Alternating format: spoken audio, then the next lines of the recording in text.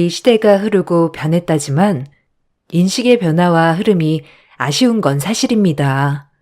저 역시도 마찬가지지만요. 지금부터 제 이야기를 해볼까 해요. 저는 어려서 집이 어려웠어요.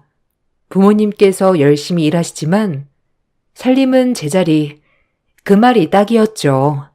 어려서부터 안 해본 아르바이트가 없었습니다. 그래서 남들 다 가는 대학도 포기하고 바로 은행에 취업을 하게 되었어요. 나쁘지 않았죠.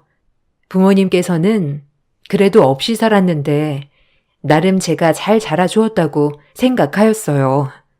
저도 취업을 하여 돈을 벌게 되니 부모님이 얼마나 힘들게 우리를 키웠는지 알 것 같더라고요. 처음엔 대학을 가지 못했던 원망도 많았지만 점차 내가 직접 월급쟁이가 되어보니 부모님의 고단한 삶을 이해할 수 있어서 오히려 조금 더 철이 든 것 같아요. 그렇게 어른이 되어가고 있었죠. 그렇게 제가 주어진 삶에 대해 불평하지 않고 열심히 일하고 살고 있을 쯤 은행 선배가 저에게 소개팅을 주선하더라고요. 아직 결혼할 때는 아닌 것 같아 저는 거절했어요. 경제적으로도 아직 부모님은 제 결혼이 부담스러울 때였거든요. 그래서 애써 들어오는 소개팅들을 번번이 거절했죠. 미진아, 진짜 괜찮은 남자 하나 있는데 만나볼래? 얼마나 괜찮은지 몰라. 그냥 부담 없이 만나만 봐. 어때?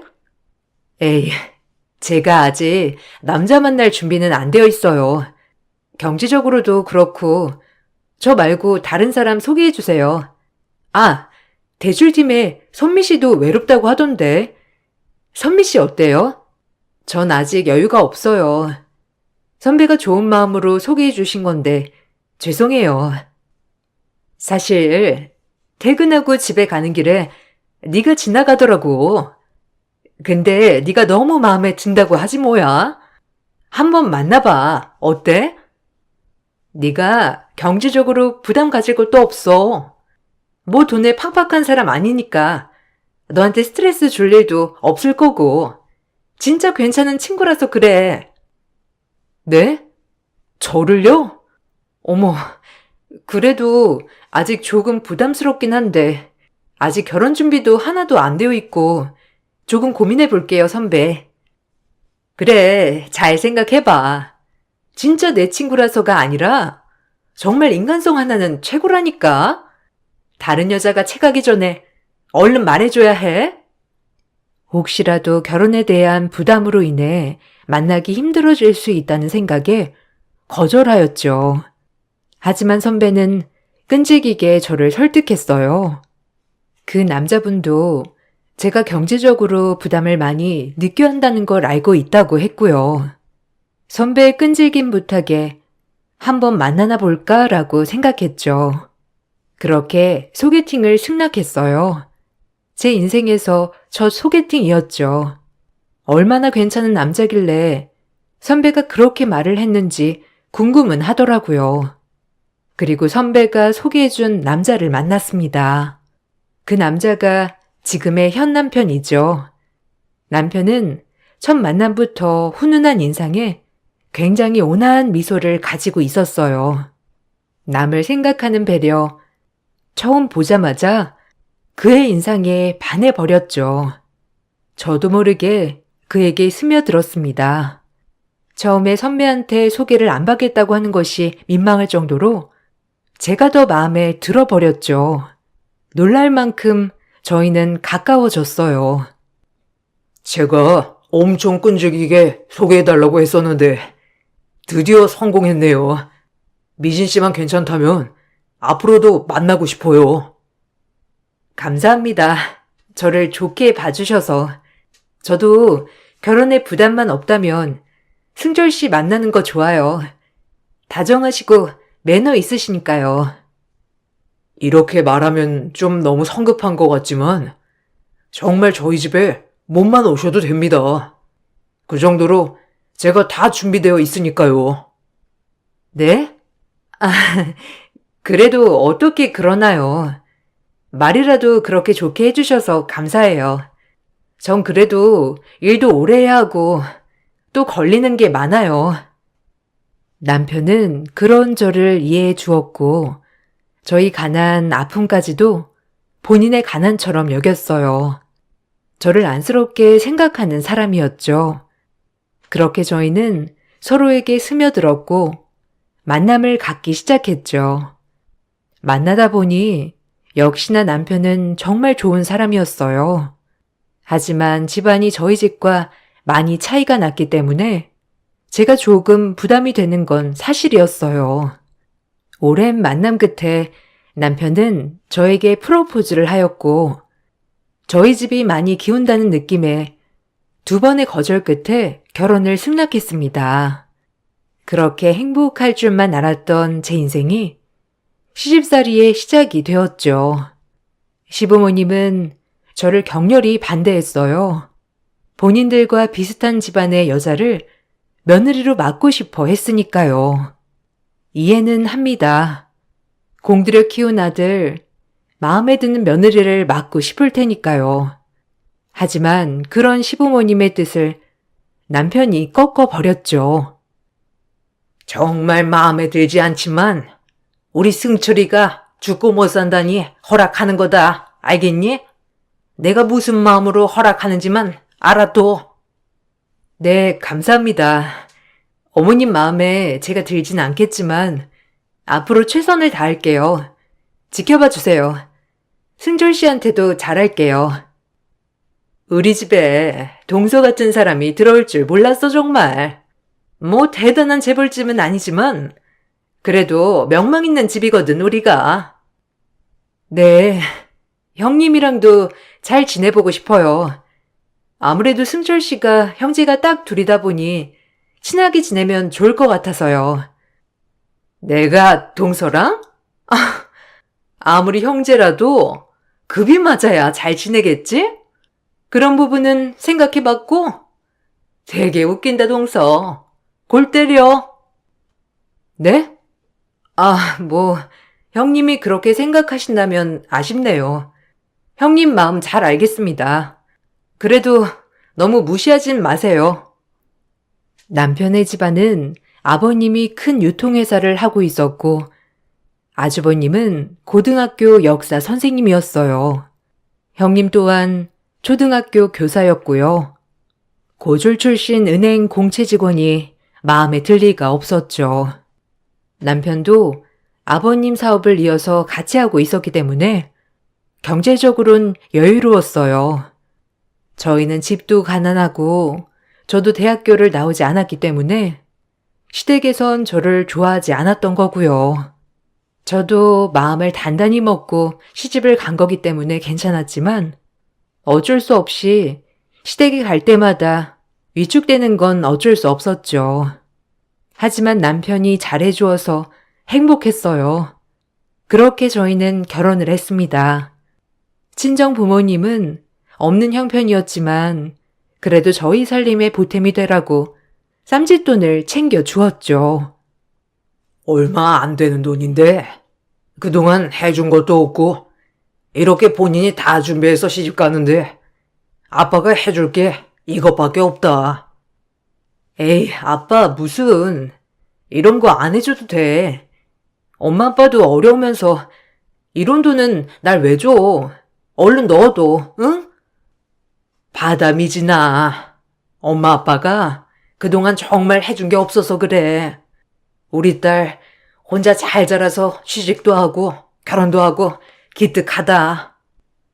그리고 이건 조상님이 물려주신 건데 꼭 가지고 있어라.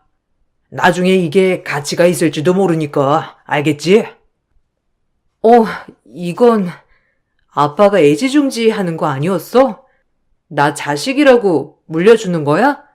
아빠가 애지중지한 만큼 나도 잘 보관할게요.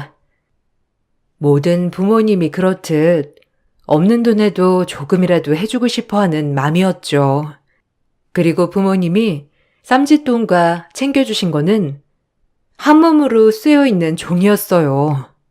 언제적 거였는진 모르겠지만 예전부터 집에 가품처럼 모셔왔다고 하더라고요. 막상 아빠가 아끼는 종이를 제가 받게 되니 마음이 이상했어요. 정말 시집을 가는구나라는 마음이 들었죠. 그렇게 눈물 콧물 짜며 시집을 갔습니다. 다행히 저희는 바로 분가를 했기 때문에 시댁에서 받는 스트레스는 매일 오진 않았어요. 그래서 괜찮을 줄 알았습니다. 평일엔 제가 일도 하고 남편과는 트러블이 없었기 때문에 괜찮았거든요. 하지만 주말마다 저희를 불러대셨기 때문에 주말엔 가야 했죠. 주말마다 시댁에 가는 날이면 금요일 밤부터 한숨이 나왔어요. 잠도 안 오고요.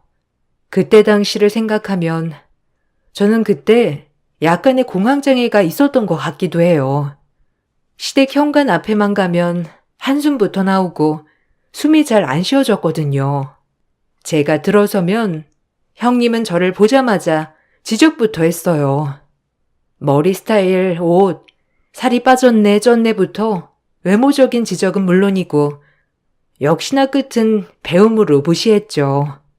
처음엔 매번 당하기만 하다가 이대로는 제정신이 너무 힘들 것 같아 반격을 하기 시작하였어요. 하지만 형님의 귀는 소기에 경에 끼었죠. 어머, 동서. 오늘은 패션 콘셉트가 뭐야? 아, 나 진짜 그런 옷 고를래도 못 고르겠다. 어쩜 이리 센스가 없는지. 센스가 없는 사람은 마네킹에 그대로 걸린 옷 사면 되는데 이게 못 보고 자라서 그런 건가? 옷차림 좀 신경 써. 우리 집안이 어디 보통 집안이야? 네 형님 말이 맞다. 뭔 시댁에 오는 꼴이 그게 뭐니? 나중에 어른들도 만나고 해야 할 텐데 신경 좀 써라. 네 형님 있는 옷 스타일 좀 배워. 아, 이거 승졸 씨가 사준 거예요, 어머니 형님. 앞으로는 제가 골라볼게요.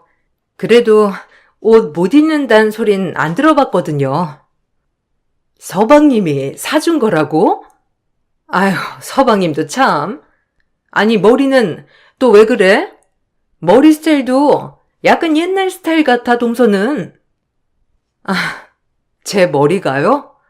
은행에선 저보고 머리 너무 예쁘다고 하던데. 형님 스타일 맞추기 되게 힘드네요. 서원이가 나중에 데리고 올 형님 며느리감은 피곤하겠어요. 머리부터 발끝까지 그렇게 본인 스타일을 강요하시니 안 그래요? 뭐라고? 동서 지금 나한테 말대꾸 하는 거야? 웃긴다 진짜. 서원이 얘기가 왜 나와 거기서? 그리고 우리 서원이가 동서 같은 사람을 데리고 오겠어? 동서 착각하나 본데? 진짜 동서는 우리 집이랑 급이 안 맞는 거 알잖아. 그러니까 적당히 까불어, 어? 그만들 해라. 작은 애 너는 네 형님한테 말본세가 그게 뭐냐? 그래서 폰대 없다고 하는 거야, 알겠어? 이제 그만해라. 지적질을 유도하는 형님이 얄미워서 저렇게 애둘러 말도 해봤지만 형님의 지적질은 끝나지 않았죠. 맹수가 먹이를 찾듯이 형님에겐 저는 먹잇감 그 이상이었으니까요. 남을 깎아내리면서 본인을 추켜 세우는 형님을 어머님은 얼마나 예뻐하셨는지. 제가 조금이라도 형님에게 말대꾸를 하는 날엔 시어머니의 호통 때문에 살 수가 없었죠. 괜한 집에 분란을 일으키는 것 같아 참았어요. 남편도 체면이 있었기 때문에 제가 너무 큰 소리를 내면 남편이 곤란해질 것 같았거든요. 그렇게 시댁은 저에게 늘 어려웠어요. 그래도 미진이가 아침밥도 잘 챙겨주고 얼마나 잘하는데. 내가 요새 살이 쪘다니까. 형은 살 좀 쪄야 하는 거 아니야? 그놈의 역사 공부가 뭐라고. 이제 선생님이면 그냥 마음 편하게 애들 가르치고 편하게 살아요. 너무 스트레스 받는 거 아니야? 그러니까요. 서방님이 말 좀 해주세요. 매일 방에 틀어박혀서 뭔 그렇게 공부를 하는지. 저랑은 얼굴 볼 시간도 없다니까요. 에이, 내가 뭘. 네가 역사에 대해 아냐? 우리나라 선조들이 얼마나 대단한 사람들이었는데 알면 알수록 대단하다고. 아휴, 그래도 그렇지. 나랑 얼굴 볼 시간은 돼야지, 안 그래? 맨날 밥만 먹고 공부만 하니까 살이 빠지는 거야. 그래요. 이제 좀 쉬엄쉬엄 해. 원래도 말랐는데 얼굴이 반쪽이 됐다. 하여간 나랑 완전히 다르다니깐. 난 이과 체질. 남편의 형은 고등학교 역사 선생님이었지만 원래는 역사학자가 꿈이라고 했죠. 그래서 아버님이 키워온 회사를 형에게 물려주고 싶어 했지만 아주버님은 완강히 거부를 했다고 했어요. 그래서 덕분에 저희 남편이 이어받게 된 거죠. 시부모님은 많이 아쉬워하셨지만 그래도 저희 남편이 있었기 때문에 장남에 대한 기대는 많이 내려놓으셨고요. 평소에 말도 없고 늘 나긋나긋한 분이었기에 시댁에서 제가 제일 좋다고 생각했던 분이었죠. 그런 아주버님이 표독스러운 형님을 만났다고 생각하니 신기할 따름이었어요. 그래도 둘째 얘가 우리 승철이 밥이나 굶기지 않을까 걱정했는데 잘 챙겨주나 보지? 그거 하나는 마음에 든다, 딱 하나. 승철 씨가 잘 먹어주니까 요리할 맛이 나더라고요. 그래도 어머님 마음에 든다고 하니까 저도 기분이 너무 좋네요. 얼마나 잘해주는데. 내가 오죽하면 엄마 살이 쪘겠어? 결혼하니까 밥도 맛있고 간식도 많이 챙겨주고 좋아. 하지만 형님은 어머님이 제 칭찬하는 꼴도 못 보셨죠. 그래서 이해질세라 저를 내려깎기 시작하였죠. 초등학교 교사가 맞는지 자질이 늘 의심스러웠어요. 가방끈이 길면 뭐하나. 저런 사람이 초등학생들의 인성을 가르친다고 하니 소름이 돋았죠. 어머, 동서. 너무 미련하게 먹이는 거 아니야? 그것도 좀 절제해야지, 안 그래? 아무리 내세울 게 없어도 그렇지. 네? 제가 설마 남편 배 터지게 미련하게 먹이겠어요? 형님은 생각을 하셔도 꼭 적당히 먹이는 거죠. 음식 솜씨가 좋아서 남편이 잘 먹는 거고요. 하긴 잘해 먹여야 되긴 하겠다. 그거 아니면 뭐 동서가 딱히 밀어붙일 게 없잖아. 안 그래? 기분 나빠하지 마. 원래 살림 잘하는 사람들이 있대. 동서처럼 약간 우악스러운 사람이 살림을 잘하는 것 같긴 해.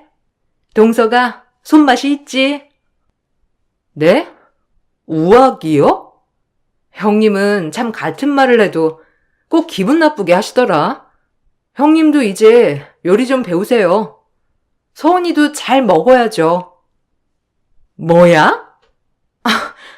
내 요리 실력이 어디가 어때서 그래? 참나. 그리고 난 요리 안 해도 괜찮아. 사람 부리고 살 거니까. 동서는 뭘 알아야 부리겠지만. 그만들 해라. 너희는 어쩜 만나기만 하면 한마디도 안 지니? 둘째는 형님 말에 또박또박 말대꾸 좀 그만해라. 보기 안 좋아. 그렇게 저는 형님의 무시 속에 지내온 나날이었죠. 시부모님도 저를 그렇게 눈에 차게 생각하진 않았지만 형님이 제일 심하게 저를 갈구었어요. 시간이 지나고 아이를 가졌습니다. 아이를 가지자 시부모님도 저를 마음에 안 들어하는 마음이 조금은 수그러들었고요. 별탈 없이 10개월 후 예쁜 딸아이를 낳았어요. 확실히 부모가 되니 저희 부모님의 마음을 많이 알겠더라고요.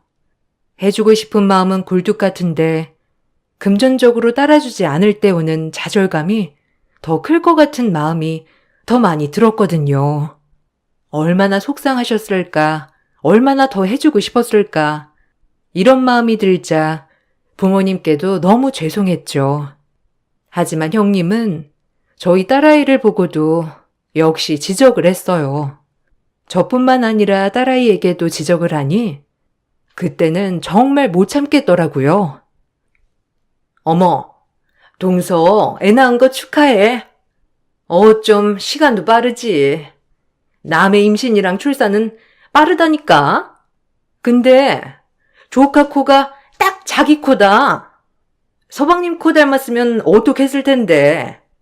하필 동서 코를 닮을 게 뭐야? 안 그래? 나중에 코 수술은 꼭 시켜줘야 되겠어. 네? 지금 저희 아기 얼굴 평가하는 거예요? 아직 신생아니까 그렇죠. 그리고 코가 뭐가 어때서 그래요? 제가 서은이 눈이 왜 이렇게 쭉 찢어졌어? 라고 하면 좋으세요? 죄송한데 저희 아이 얼굴 평가하지 말아주세요. 정말 기분 나쁘네요, 형님. 아니, 동서 웃긴다. 뭘 그렇게 발끈해? 농담 좀 할 수도 있지. 이게 꼭 사람이 어렵게 자랄수록 피해의식이 있다니까. 내가 무서워서 무슨 말이라도 하겠어? 아유, 정말. 이래서 없이 산 것들이랑은 겸상을 하면 안 돼. 뭐만 하면 빽빽 아주 시끄러워. 아, 진짜 보자 하니까 완전 어이가 없어서 지금의 막 낳은 저한테 아기가 어떻냐는 둥 말하는 형님은 괜찮고요. 그게 배운 사람의 자세인가요? 원래도 엄청 무례하다고 느꼈는데 어떻게 애들을 가르친다는 건지 저도 이해가 안 가요. 그렇게 높은 고송이 저와 형님에게 오가자 남편이 중재에 나섰죠. 그리고 그제야 저희의 말다툼은 잦아들었습니다. 하지만 제 분은 풀리지 않았어요. 원래도 늘 저를 무시하던 형님이었지만 제 딸아이마저 무시하는 느낌이 들자 더더욱 제가 흥분을 했죠. 남편이 저를 계속 다독여 주어 간신히 화를 억누를 수 있었어요. 그 정도로 형님은 저를 정말 무시했었죠. 내가 미안해.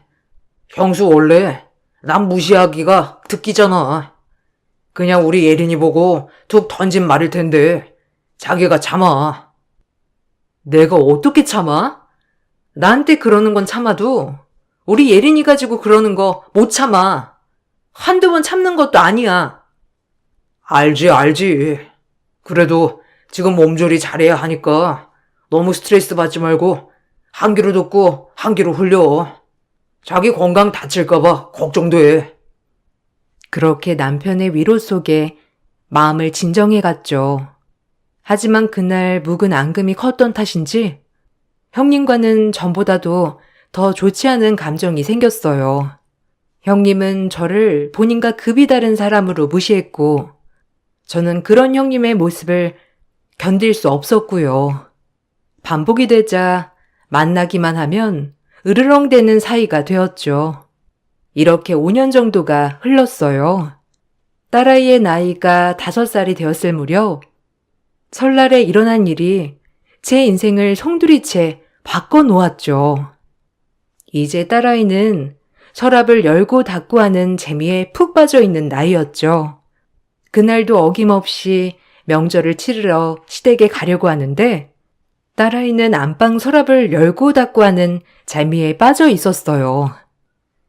예린아, 이제 할머니네 가야지. 어서 나와. 거기서 뭐해? 얼른 겉옷 입자. 가서 할머니네서 세배도 하고 예린이가 잘 부르는 노래도 불러드리자. 방에서 나온 딸은 뭔가를 주머니에 쏙 넣었죠. 별 대수롭지 않게 여기고 딸아이와 남편과 같이 시댁에 방문했어요. 저와 어머님, 형님은 한참 음식을 준비하고 있었죠. 한참 음식을 준비하고 있는데 형님이 장강에 들어가서 나오더니 저에게 노발대발 화를 내는 게 아니겠어요? 어머님, 저희 집에서 보낸 300만 원짜리 송로버섯이 없어졌거든요? 아니 분명 아침까지만 해도 장강에 있었는데 없어요. 에그머니나. 아니 그게 어디 갔다니? 그 귀한 송로버섯을 사돈이 보내주신 건데 얼른 찾아야지. 잘 찾아본 거야? 제가 몇 번이고 뒤져도 없어요. 아, 아까 분명 동서 올 때까지만 해도 있었는데 이상하단 말이야. 이게 없어질 일이 없잖아요. 동서, 너 아니야? 이거 비싼 버섯인 줄 알고 네가 꿀꺽한 거 아니냐고. 너 아니면 누구니? 그럴 사람이 여기 또 어디 있어? 어? 네? 지금 저 의심하시는 거예요? 아, 참나. 아니, 형님, 말이 되는 소리를 해야죠. 지금 저보고 버섯 도둑이라고 하는 거예요? 너 아니면 누구니? 그리고 우리 집에 이런 짓 할 사람이 너밖에 또 누가 있어? 멀쩡히 있던 송로버섯이 왜 없어지냐고? 아니, 형님, 말이 되는 소리를 하세요. 뻔히 같이 계속 음식했는데 무슨 버섯을 훔쳐요, 제가? 어머님, 말씀 좀 해보세요. 아니, 그래. 얘 큰애야. 그건 아닌 것 같다. 진정 좀 해. 잘 찾아보자. 어디 구석에 떨어졌거나 하지 않았겠니? 어? 아니요. 분명 동서 오기 전엔 있었어요. 너 당장 바른 대로 말하지 못해? 너같이 근본 없는 애가 300짜리니까 눈이 돌았겠지. 아니야? 없이 자라서 이런 거 보면 눈 돌아갈 거 아니야. 너네 친정 갖다 주려고 숨겨놨니? 진짜 어이가 없어서 얼른 내놓지 못해? 너무 막무가내로 몰아붙이는 형님의 화가 머리끝까지 났어요. 제가 애들도 아니고 너너거리면서 저에게 따지듯 몰아붙이니 저도 꼭지가 돌더라고요. 그리고 이제 한 아이의 엄마인데 이렇게 모욕을 줄 수 있나 하는 마음에서도 화가 너무 났죠. 아니, 형님, 저한테 피해의식 있으세요? 예전부터 저를 그렇게 못 잡아먹어서 안달이었는데 하다하다 도둑이라뇨. 뻔뻔하기는. 네 년이잖아. 네가 우리 집에서 선물해준 300만 원짜리 송로버섯 훔쳐간 도둑이잖아. 너 아니면 누구야? 형님은 제 입에서 피해의식이라는 말이 떨어지자마자 눈이 뒤집어지더라고요. 그러더니 모든 전들을 저에게 집어던지고 미친 사람처럼 저에게 달려들었죠. 세상 태어나서 이렇게 무식하게 저한테 달려드는 사람은 처음이었어요. 전을 맞으면서 어안이 벙벙하였고 급기야 형님은 제 머리채를 잡기 시작했습니다. 세상 태어나 처음으로 잡힌 머리채였어요. 놀란 저는 애써 뿌리치려고 했죠. 어머, 이거 안 나요? 아, 미쳤나봐 진짜. 어디라고 나한테 손을 대? 여보, 이건 나요. 안 그러면 저도 잡습니다. 네가 어디 할 말이 있어? 바른 대로 말하지 못해? 이 도둑아. 송로버섯 어디 있냐고. 그게 얼마짜린데 얼른 안 내놔? 제가 소리를 고래고래 지르자 그제야 남편이 들어와 형님을 뜯어 말렸습니다. 그리고 남편도 매우 화가 난 눈치였죠. 아니, 뭐 하는 짓이에요? 형수님 이렇게 몰상식한 분이었어요? 아, 참나. 기가 막혀서 말이 안 나오네. 그리고 도둑이라뇨? 지금 예린이 엄마 보고 도둑이라고 한 겁니까? 당장 사과하세요. 그깟 300만 원짜리 송로버섯을 훔칠 사람으로 보여요? 아, 진짜 너무 충격적이네요. 그럼 누구란 말이에요? 이 집에서 근본 없는 사람은 동서 하나뿐인데 이런 짓 할 사람이 어디 있냐고요? 서방님이 말 좀 해보세요. 끝까지 근본 타령을 하는 것을 보고 어이가 없었죠. 진짜 미친 사람인 줄 알았어요. 그렇게 형님과 제가 고래고래 소리를 지르며 싸우고 있을 때 아주버님이 헐레벌떡 들어오는 거 아니겠어요? 그리고 아주버님 입에서 나온 말은 또 한 번 충격적이었습니다. 이 근본 없는 작것들아, 전부 나가! 어디 위대한 재수 씨한테 함부로 손을 대? 당신 미쳤어? 재수 씨가 누군 줄 알아? 당신이야말로 미쳤어? 지금 나한테 근본 없는 작것이라고 한 거야? 예린 엄마가 아니고? 당신 제정신이야? 내가 누군 줄 알고? 조용해, 당신. 그만 못해? 재수 씨가 얼마나 대단한 사람인데 지금 함부로 이렇게 대하는 거야? 얼른 사과드려. 뭐라는 거야? 지금 사과받아야 할 사람은 누군데 그래? 정신 차려. 지금 우리 아빠가 준 송로버섯이 없어졌다니까, 어? 그깟 송로버섯이 뭐가 중요해? 재수 씨 조상님이 누군지나 알고 그러는 거야? 우리랑은 근본부터가 다르다고. 아주버님의 입에서 나온 말은 가히 놀라웠습니다. 제 딸아이와 형님의 아들이 거실에서 놀고 있을 때 제 딸아이가 아까 집 서랍에서 챙긴 종이를 떨군 모양이더라고요. 아주버님은 그 종이를 보자마자 한참을 들여다봤다고 해요. 역사학자가 꿈이었지만 학자까지 되지 못한 아주버님은 한문과 역사에 대해 아주 빠삭한 분이셨거든요. 그 종이는 바로 우리나라 사단법인 애국동지 원호회에서 발급한 감사장이었어요.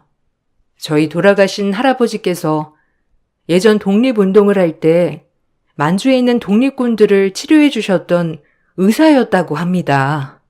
종이들이 여러 장이 있었는데 그 중엔 할아버지께서 독립군들의 자금도 조달해주고 치료도 해주는 사람이었던 거죠.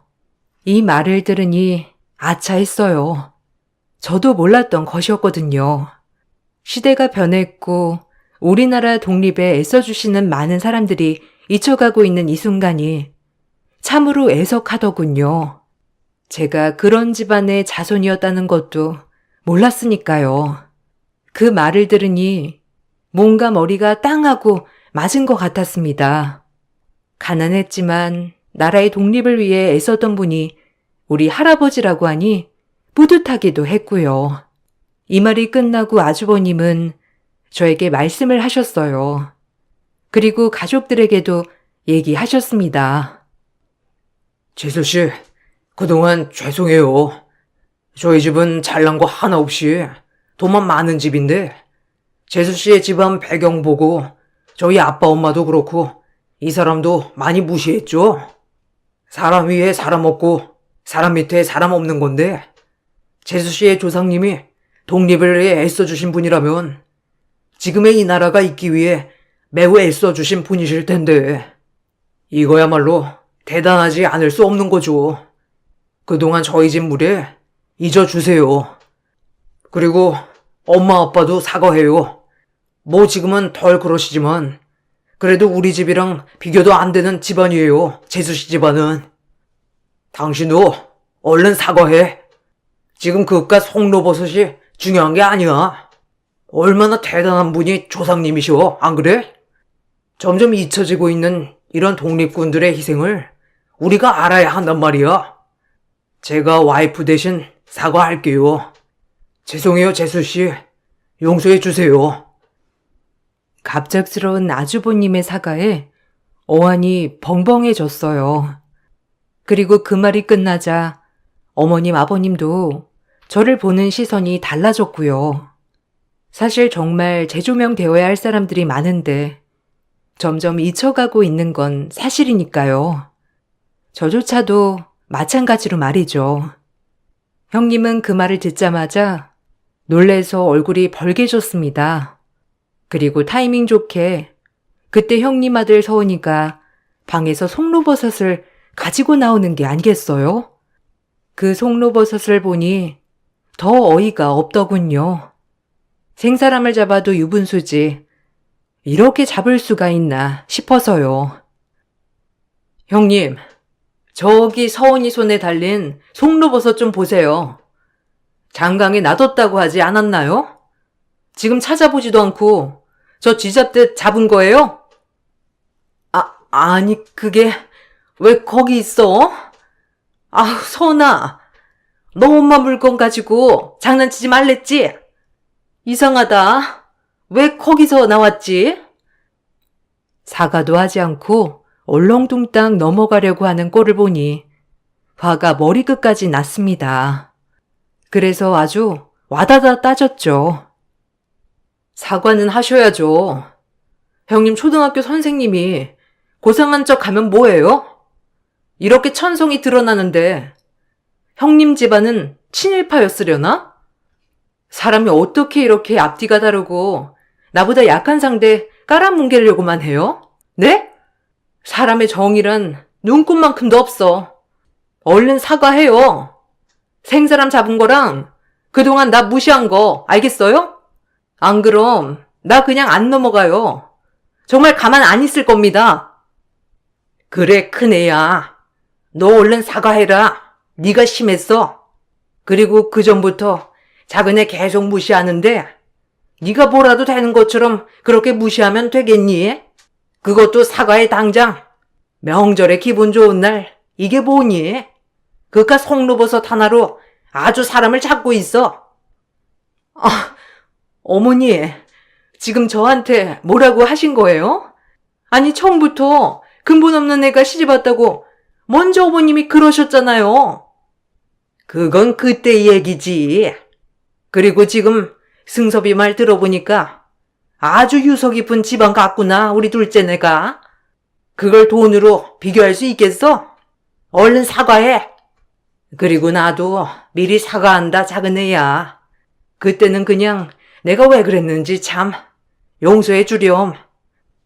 네, 어머니, 괜찮아요. 근데 형님한텐 꼭 진정성 있는 사과를 받고 싶네요. 한두 번도 아니고 저를 그렇게 철저히 무시했는데. 뭐 하고 있어? 둘째가 사과 받자고 하잖아. 얼른 사과해. 너 안 그러면 이 집에 다신 발 못 붙일 줄 알아? 애가 천박하게 머리채나 잡고 말이야. 아유, 끔찍해. 어디서 저런 애가 굴러왔는지 내가 점점 보면 볼수록 무섭다니까. 아유, 징그러. 형님은 어머님의 말이 끝나기가 무섭게 눈물을 흘리고 뛰쳐나가셨습니다. 아무래도 어머님의 태도에 적잖이 충격받으신 모양이었어요. 얼마나 꼴 좋던지 못된 것 같지만 웃음이 막 나더라고요. 그리고 아무리 돈이 없어도 저희 집이 그런 독립군의 집안이라고 하니까 자부심도 막 생기고 딸아이가 크면 꼭 얘기해줘야겠다는 생각도 들었고요. 그렇게 일이 일어나고 며칠 뒤 아주버님이 얼마나 뭐라고 하셨는지 형님에게 전화로 그동안 미안했다고 한마디 사과 문자가 오더군요. 얼굴 보고 진정한 사과를 받아냈어야 했는데 형님 자존심에 이 문자 하기까지 얼마나 이불킥을 했을까 생각하니 그마저도 웃음이 나더라고요. 그로부터 거의 9년 정도의 시간이 지났고 저희는 아직 대면대면하게 지냅니다. 전보다 더 편해진 건 저를 더 이상 건들지도 않고요. 오히려 어려워하는 느낌이더라고요. 형님도 어머님한테 호되게 혼난 전적도 있어서 시댁에 와서는 말도 엄청 가려하고요. 아주버님은 아직까지 저를 볼 때마다 대단하신 집안의 재수씨라고 한답니다. 아주버님 덕분에 오히려 어머님도 그렇고 아버님도 더 저를 깍듯이 대해주시는 것 같아요. 오히려 너무 감사하죠. 제가 아주버님에게는. 시간이 많이 흘렀고 그때보다도 지금 역사가 점점 잊혀진다고 하지만 아직까지 극장이나 TV에서 독립운동하는 사람들이 나오면 마음이 찡하고 아려와요. 아무래도 저희 선조가 그렇게 살아왔다고 생각하니 대단하다고 느껴지거든요. 저도 저희 조상님 얼굴에 먹칠하지 않게 정직하고 정의롭게 살아야겠다고 결심했고요. 연초에 설날을 세면서 저희 에피소드가 생각이 나서 글을 한번 올려봅니다. 그리고 이렇게 살게 해주셔서 감사하다고도 꼭 우리 독립군, 국가유공자, 독립운동하신 모든 분들에게 감사하다고 전해드리고 싶어요. 늘 행복한 일 가득하시고 제 글 읽어주셔서 감사합니다.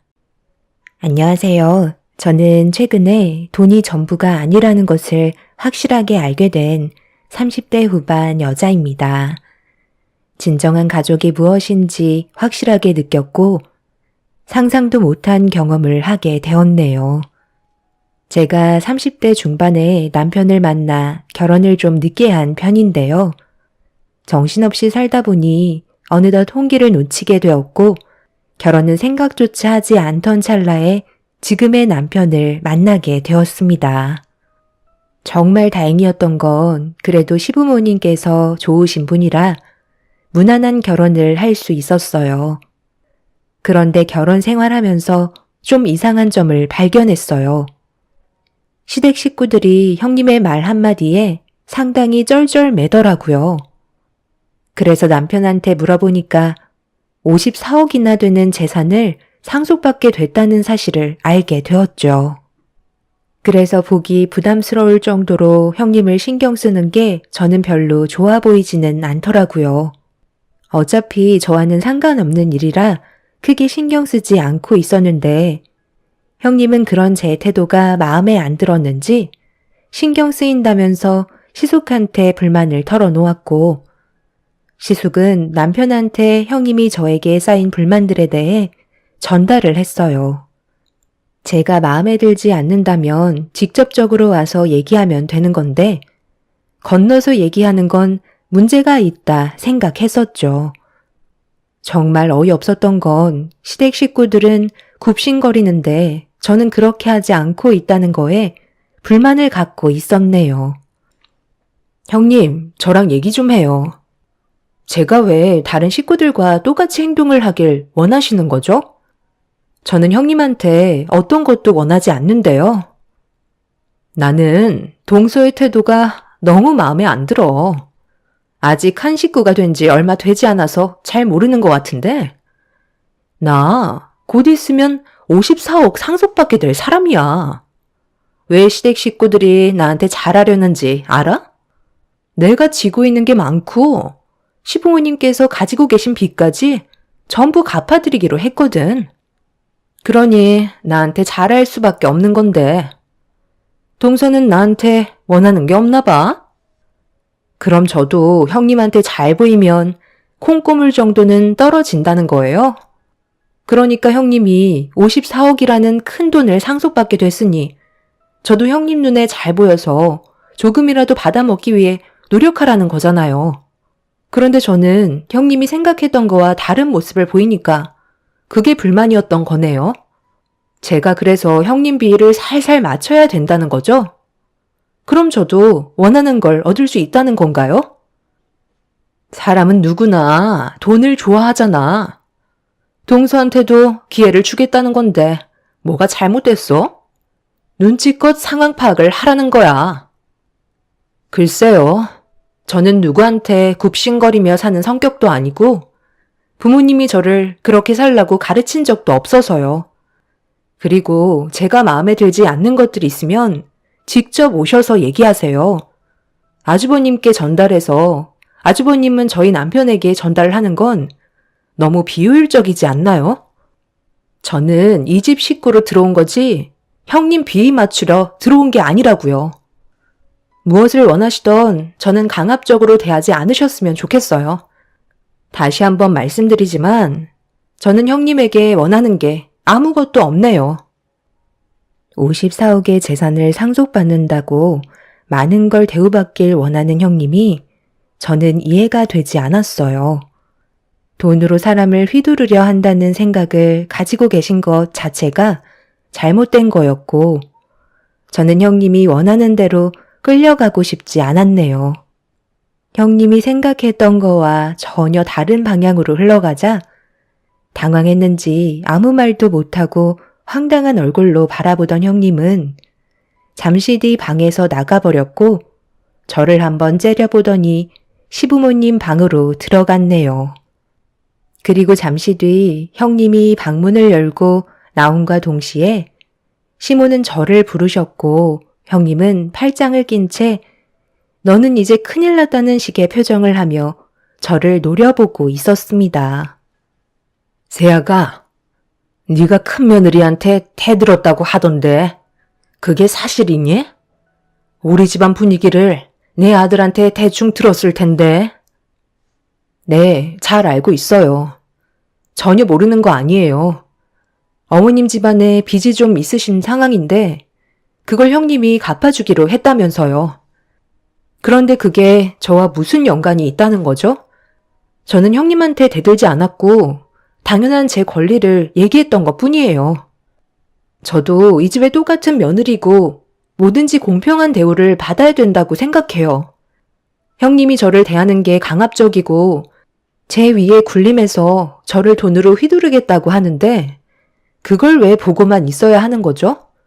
저는 형님한테 바라는 거 하나 없고 저희 집 못 사는 형편도 아닌데 굳이 굽신거리며 형님한테 다 맞춰야 할 필요는 없는 거잖아요. 제 말이 틀렸나요? 네가 하는 말이 틀린 건 아니지만 그렇다고 집안 분위기를 안 좋게 몰아갈 필요는 없잖아. 부당한 대우를 받는다고 생각할지 모르지만 일단 새아가가 우리 집안의 며느리로 들어온 이상 좀 이해해주고 큰애 기분을 어느 정도는 맞춰주면 좋잖니. 나는 집안이 시끄러워지는 걸 보고 싶지 않다. 그리고 서로 얼굴 붉히면서 살 필요는 없잖아. 네가 우리 집안의 막내고 마음도 훨씬 넓은 것 같으니까 그냥 조용히 넘어가자. 그럼 아무 일도 일어나지 않고 집안의 평화가 찾아올 거다. 큰애가 무리한 요구를 하지는 않으니 너도 힘들어도 큰애 앞에선 비위 좀 맞춰주면 안 되겠니? 시모는 집안이 시끄러워지는 걸 원치 않는다면서 조용히 넘어가길 원하셨어요. 시모가 저를 앉혀놓고 화를 내실 줄 알았는데 오히려 침착하게 말씀하시면서 형님에게 받았던 상처를 풀어주셨습니다. 시부모님께서도 자주 만나는 것도 아니고 어쩌다 얼굴 보는 사이인데 굳이 얼굴 붉힐 필요 없어서 그냥 넘어가는 것 뿐이라고 설명하셨어요. 거기에다가 빚까지 갚아주겠다고 했으니 좀 더 조심스러워질 수밖에 없었죠. 시부모님께서 저에게 부탁을 하시는데 제가 굳이 삐딱하게 나갈 필요도 없었고 어떤 상황인지 대충 파악이 되다 보니 저 또한 시댁에 있을 때만큼은 최대한 조용히 지내다 돌아가는 게 좋을 것 같다고 결정하게 되었습니다. 시부모님께서 가정의 평화를 원하시는데 그 정도는 할 수 있을 것 같았어요. 그렇게 시부모님과 대화를 끝낸 뒤 방으로 나오자 형님이 거실에 앉아 있었는지 방에서 나온 저보고 가까이 오라며 손짓을 했어요. 형님은 저를 보면서 앞으로 조심하는 게 좋을 거라며 제 성격도 보통이 아니라면서 자기 심기를 건드렸다고 불편한 표정으로 저를 바라보길래 마음 같아선 한마디 하고 싶었지만 시부모님과 좀 전에 나눴던 대화가 떠올라 아무 말 없이 참고 있었죠. 그런 저를 빤히 쳐다보던 형님은 앞으로 조심하라며 자리에서 먼저 일어나 방으로 들어갔어요. 저도 모르게 주먹이 불끈 쥐어졌지만 더 이상 시끄러워지는 건 저도 원치 않았어요. 그날 이후 주말에 시댁에 갈 때면 최대한 조용히 지내다가 돌아가려고 정말 많이 노력했었죠. 제가 노력하는 걸 시댁 식구들이 전부 다 알고 있었기 때문에 헤어질 때면 항상 고생했다는 말을 들을 수 있었습니다. 그만큼 형님의 태도는 문제가 많았었어요. 분명 가족 전체가 감정을 억누르고 있는 게 느껴졌지만 조금도 내색하지 않았습니다. 그만큼 가족 간의 불화를 원하지 않는다는 걸 확실하게 알 수 있었고 제가 먼저 가족의 평화를 깨고 싶지 않았습니다. 이런 상황을 부모님께도 얘기해봤는데 시부모님께서 가만히 계시면 제가 먼저 나설 필요는 없다며 분위기를 지켜보는 게 좋을 것 같다는 말씀을 해주셨네요. 남편도 스트레스를 많이 받고 있지만 입 한 번 다물면 평화라고 최대한 조심하려는 것 같았어요. 하지만 시간이 가면 갈수록 형님의 문제 있는 태도는 하늘을 찌를 정도로 점점 심각해지는 모습을 보여주고 있었죠. 동서, 내가 분명 지난주 수요일 잠깐 우리 집에 들르라고 했었는데 왜 내 전화 안 받았어? 지금 날 무시하는 거야? 형님을 무시하는 게 아니라 제가 일이 워낙 바빠서 형님 댁에 가지 못할 것 같다고 말씀드렸었잖아요. 동서가 내 전화 안 받아서 얼마나 힘들었는지 알아? 이삿짐 정리하는데 아주 혼났다고. 이번에 안 왔으니까 다음에 내가 부를 땐 꼭 와줬으면 좋겠어. 조만간 집들이 할 거거든. 그때 내가 아는 지인 싹 다 부를 건데 와서 음식 좀 해줘. 형님 집들이 하는데 제가 왜 가서 음식을 해야 돼요? 그리고 저도 하루가 모자랄 정도로 바쁜 사람이에요. 그래서 못 오겠다는 거야? 동서, 정말 이런 식으로 할 거야? 요즘 내가 말하는 거 전부 다 토를 달고 있네? 한번 해보자는 거지? 그게 아니라요. 저도 해야 될 일들이 있는데 형님이 무리한 요구를 하시잖아요. 제 입장도 생각을 해 주셔야죠. 어머님, 보셨죠? 제가 뭐라고 그랬어요? 요즘 제가 하는 말 한마디 한마디마다 토를 단다니까요. 영수, 정말 너무한 거 아니에요? 이 사람도 할 일이 있는데 왜 이렇게 무리한 요구를 하는 거예요? 다들 그만 조용히 해라. 차라리 내가 가서 도와줄 테니까 이제 그만들 하고 밥이나 먹어라. 밥상 앞에서 지금 뭐 하는 짓이야? 거길 어머님이 뭐하러 가셔서 고생을 하세요. 형님 부모님 계시잖아요. 도와달라고 하시면 되는 거 아니에요? 제 말이 끝남과 동시에 분위기는 순식간에 안 좋아졌어요. 형님은 제 말 한마디에 아무 말도 하지 않고 자리에서 일어나 방으로 들어가 버렸습니다. 남편은 저와 결혼하기 전에 형님의 부모님께서 사고로 세상을 떠나셨다며 함께 동승하고 계셨던 할아버지만 겨우 숨이 붙어 있으시다며 한숨을 내쉬었습니다.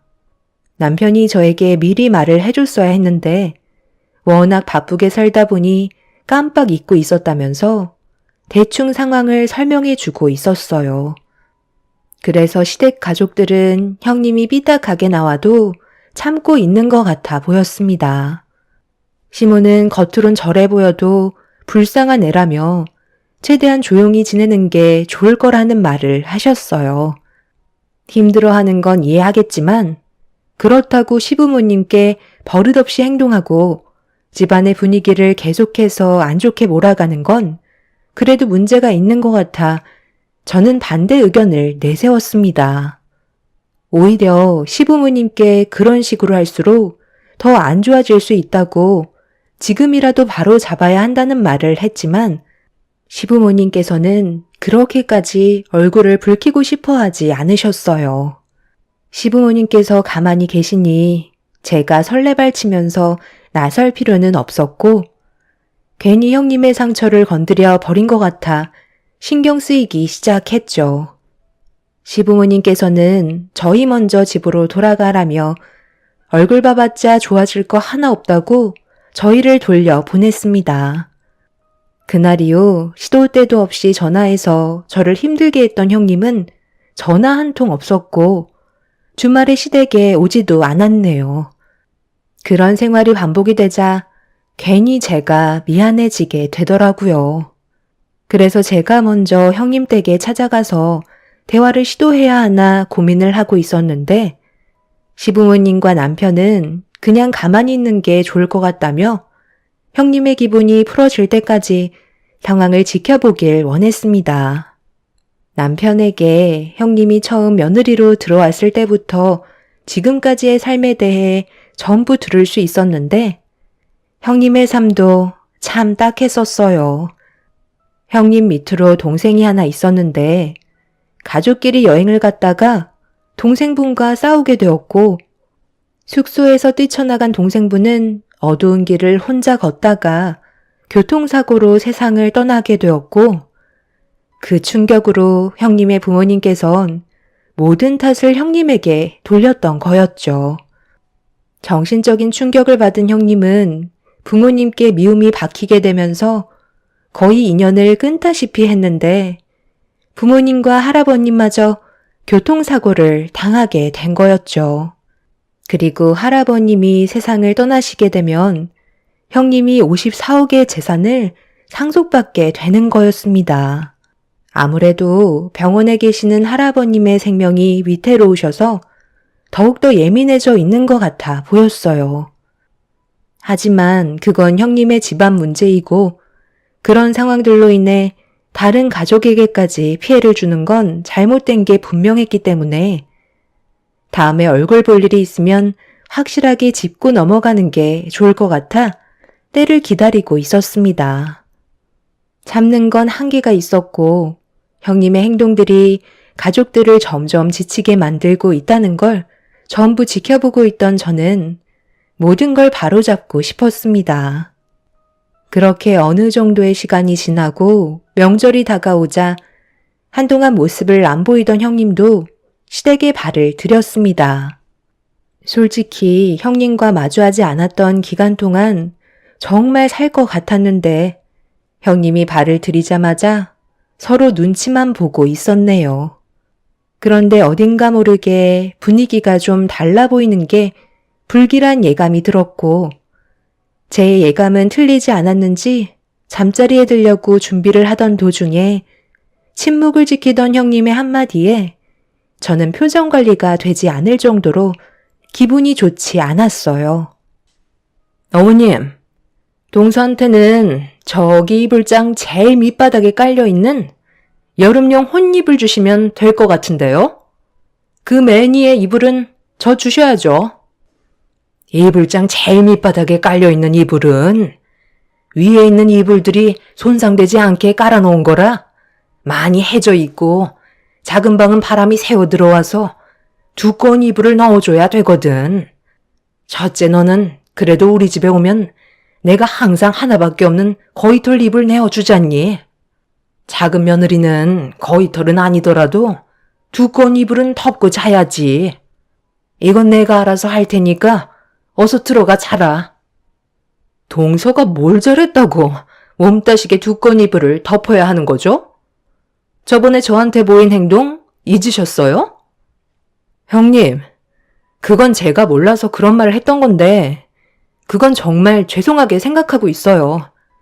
다른 날도 아니고 오늘 명절인데 기분 좋게 보내면 안 될까요? 저도 형님이랑 좋은 관계로 지내고 싶다고요. 제가 많이 부족했어요. 그러니 이제 그만하세요. 뭘 그만해? 나는 아직 시작도 안 했는데. 어머님, 앞으로 장롱 밑에 깔려있던 이불은 동서 전용으로 주세요. 만약 재화가 다 풀리기 전까지 저 몰래 다른 이불 내어주시면 더 이상 못 참아요. 제 말을 들으셔야 빚을 갚을 수 있다는 거 잊으신 거 아니시죠? 동서, 뭐 하고 있어? 내가 말한 대로 장롱 밑에 깔려있는 이불 가지고 가라니까? 내 말 안 들리는 거야? 엄마, 형수가 이렇게까지 막 나가는 걸 언제까지 지켜봐야 하는 거야? 차라리 그냥 잠은 집에 가서 잘게요. 그러든지 말든지. 그건 동서랑 서방님이 결정할 문제니까 알아서 하시고. 어머님, 저 방에 들어가 있을 테니까 따뜻한 수건 좀 내와주세요. 아까 전 좀 붙였다고 어깨가 많이 뭉쳤나 봐요. 어깨 안마 좀 해주셔야 할 것 같아요. 어머님, 죄송해요. 저는 더 이상 못 참겠어요. 언제까지 이런 식으로 형님 눈치 봐가면서 살아갈 순 없는 거라고요. 형님이 상처를 받든 말든 이제 상관하고 싶지 않아요. 형님 때문에 가족 전체가 불행해지고 있다는 거 몰라요? 솔직히 형님이 시부모님 빚을 갚아주겠다는 말만 하지 않았어도 이런 일은 없는 거라고요. 왜 아버님, 어머님께서 형님의 눈치를 보면서 살아야 되는 건데요. 그리고 아직 54억이 형님한테 상속된 것도 아니잖아요. 할아버님께서 세상을 떠나셔야 형님한테 54억이 상속되는 건데 벌써부터 이런 식으로 행동하는 거 정말 너무 유치하고 약한 부분을 이용해서 막대하는 거 정말 잘못된 거예요. 저는 솔직히 아주버님이 형님과 이혼하셨으면 좋겠어요. 할아버님 세상 떠나시면 형님한테 가족이란 지금 여기 모여있는 우리들밖에 없는 거라고요. 그럴수록 서로 도와가며 관계를 좋게 이어가야 하는데 이런 식으로 계속해서 모난 행동을 보일 바엔 차라리 인연 끊고 얼굴 안 보며 사는 게 훨씬 속 편하겠어요. 그리고 저는 장롱 밑에 있던 호입을 쓰지 않을 거고요. 이 집에서 나가지도 않을 거예요. 솔직히 거위털 이불도 아버님, 어머님 덮으시는 건데 형님한테 양보한 거잖아요. 그런데 그런 걸 감사하게 생각하기는커녕 어머님한테 안마를 해달라고요?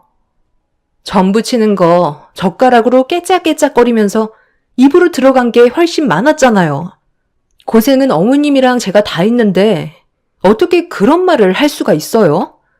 형님이 어머님 어깨를 주물러 드려야 하는 게 맞는 거 아닌가요? 제 말이 틀렸어요? 방 안에 펼쳐진 거위털 잎을 다시 어머님 방으로 돌려놓을 거예요. 제가 이 집에 며느리로 들어온 이상 더 이상 두고 볼 수 없을 것 같네요. 저는 그동안 쌓였던 게 많았는지 결국 참아왔던 감정을 터뜨리게 되었고 형님은 제가 쉬지 않고 쏟아내는 말에 당황해하고 있었습니다. 너무 흥분을 해서 그런지 온몸이 떨려왔지만 형님 방으로 들어가 거위털 이불을 들어 시부모님 방으로 가지고 들어가려 하자 그런 저를 보고 있던 형님이 거위털 이불을 빼앗으면서 어디에 가져가냐고 거위털 이불을 뺏기지 않으려 강하게 당기기 시작했어요. 저와 형님이 서로 옥신각신하자 가족들 전체가 저와 형님을 떼어놓으려 했지만 서로 거위털 이불을 절대 뺏기지 않겠다며 안간힘을 쓰는 순간 이불은 순식간에 둘로 찢겨버렸고 이불 속에 있던 많은 거위털들이 공중으로 퍼져버렸습니다. 시모는 찢긴 이불을 보며 경악을 했고 형님과 저는 비명을 지르면서 분노하신 시모를 바라보며 뒷걸음질 치고 말았습니다. 시모는 정말 아끼는 이불을 만신창이로 만들어놨다고 엄청난 화를 내셨네요. 정말 보자 하니까 잡는 것도 한계가 있는 거라고. 그래도 큰 며느리라고 최대한 대우해 주려고 내가 얼마나 노력했는지 알아? 나도 너처럼 예전에 비슷한 경험을 했기 때문에 부모를 잃은 슬픔이 얼마나 아픈지 알아서 네가 언젠가 다시 예전의 모습으로 돌아오길 바랬는데 이젠 아주 이 집안의 왕처럼 행동을 하려는 거야? 그래도 우리 집안의 큰 며느리라고 내가 정말 아끼는 거위털 잎을 내어줬으면 감사하게 생각할 것이지. 작은 며느리한테 해진 혼이불을 주라고 손윗사람으로서 부끄러운 행동을 보여? 그래, 내가 거기까지도 꼭 참았다. 명절이고 서로 오래간만에 얼굴 봐서 최대한 조용하게 넘어가고 싶었어. 그런데 정말 소중하게 생각하는 거위털 이불을 두 동강 내버려? 빚이야 어차피 천천히 갚아나가면 결국 다 갚기 마련이다. 내가 돈 때문에 지금까지 참아왔다고 생각하는 거니? 넌 오늘 내가 아주 끝장낼 줄 알아. 오냐 하니까 아주 가족 모두를 잡아먹으려 드네. 어딜 도망가? 당장 이리 안 와? 오늘 아주 끝장 볼 줄 알라고. 시모는 화가 머리끝까지 올라오셨는지 남편과 결혼 이후 처음으로 분노하시는 모습을 눈앞에서 보고 말았습니다. 언제나 침착함을 잃지 않으시려던 시모가 분노를 터뜨리시자 아무도 말릴 수가 없었어요. 당황해서 도망치려 했던 형님은 시모에게 뒷덜미를 잡히게 되었고 바닥에 흩어진 거위털들을 전부 주워서 형님의 입에 마구 쑤셔 넣으셨습니다. 그동안 시모 또한 스트레스가 쌓인 게 많으셨는지 제가 알던 분의 모습은 조금도 찾아볼 수가 없었어요. 형님은 시모 좀 말려달라며 눈물을 흘리면서 애원했고 저희는 겨우 시모와 형님을 분리시켜 놓을 수 있었습니다.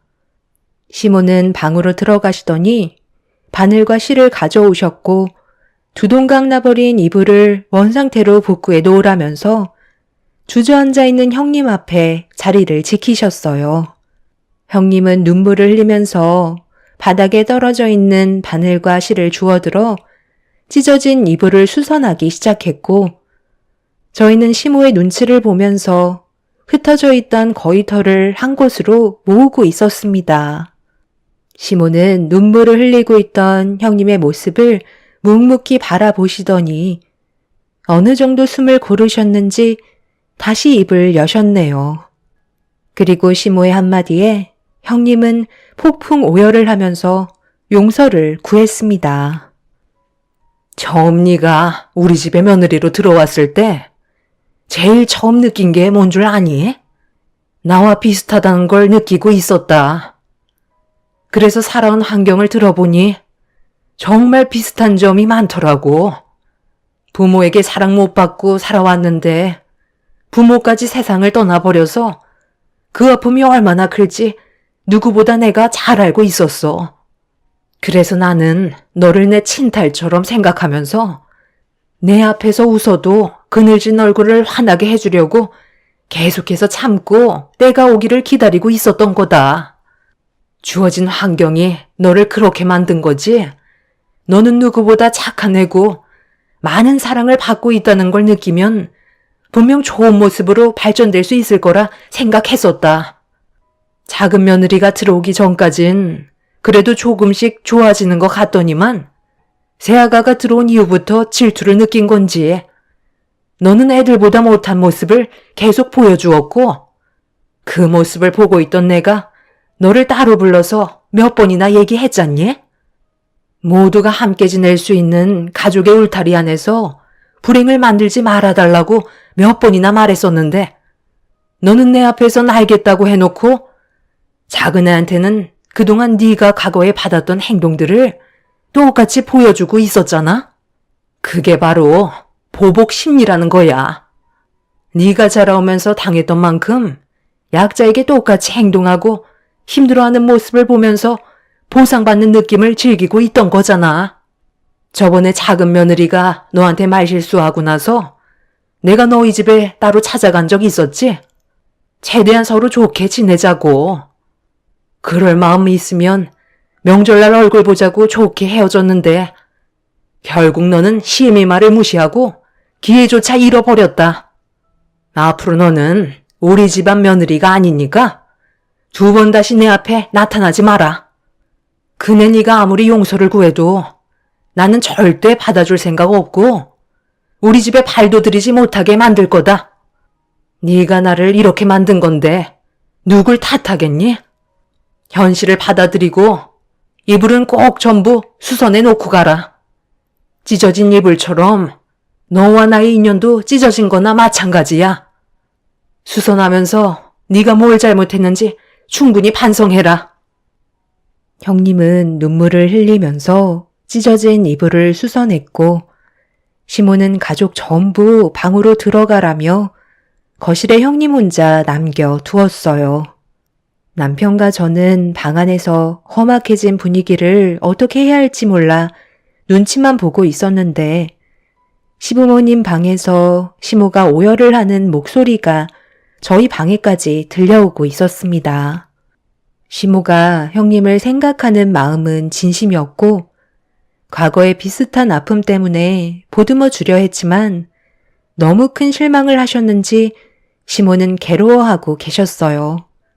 형님은 한참 동안 무릎을 꿇은 채 눈물을 흘리며 찢어진 이불을 수선했고 시부모님 방 앞에서 용서를 구했지만 굳게 닫힌 문은 열리지 않았습니다.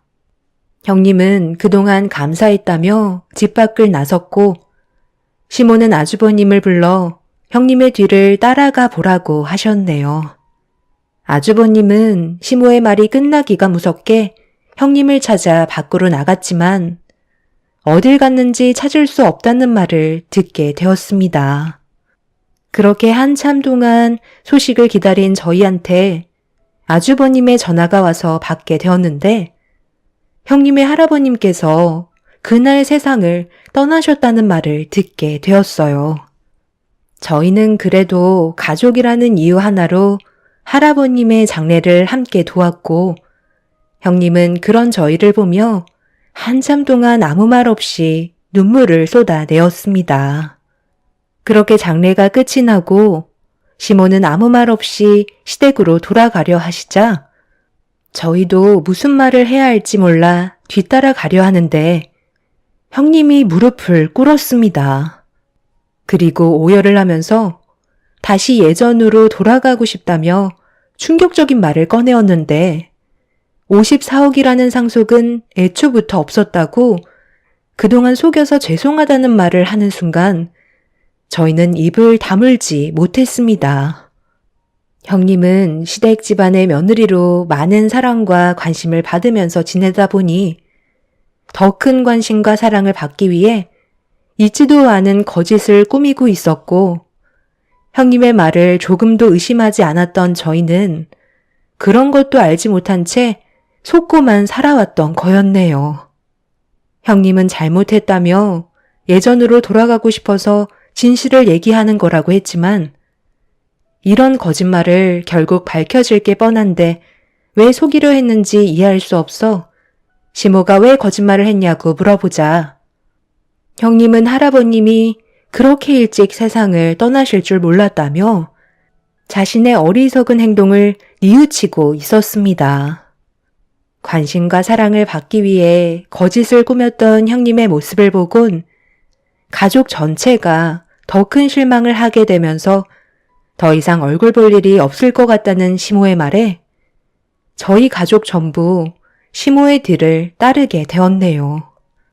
그날 이후 형님은 시댁에 찾아가 몇 시간씩 용서를 구하고 있지만 변화되는 건 아무것도 없었습니다.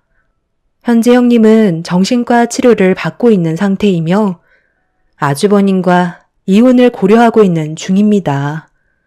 자신이 받아왔던 과거의 아픔들이 이렇게까지 큰 문제를 일으키게 될지 본인은 알고 있었을까요? 결국 형님은 자신의 욕심이 모든 걸 잃게 만들었고 충분히 뉘우치고 있긴 하지만 시모의 마음을 되돌릴 수 있을지 모르겠네요. 이런 상황이 참 안타까울 뿐입니다. 제 사연 들어주신 분들 감사합니다. 안녕하세요. 저는 올해 37살 된 여자입니다.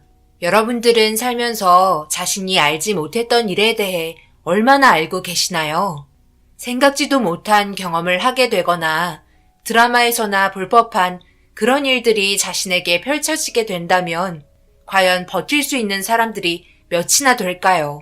사람 사는 인생 자체가 드라마라고 하지만 최근 1년간 저에게 있었던 일들은 너무 충격이었고 한동안 제정신으로 버틸 수 없을 만큼 힘든 날들의 연속이었습니다.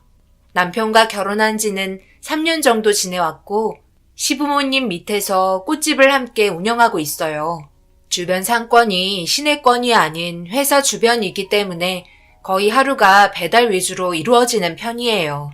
보통은 기념일 또는 생일 위주로 특별한 날을 기념하기 위해 주문이 들어오는 편입니다.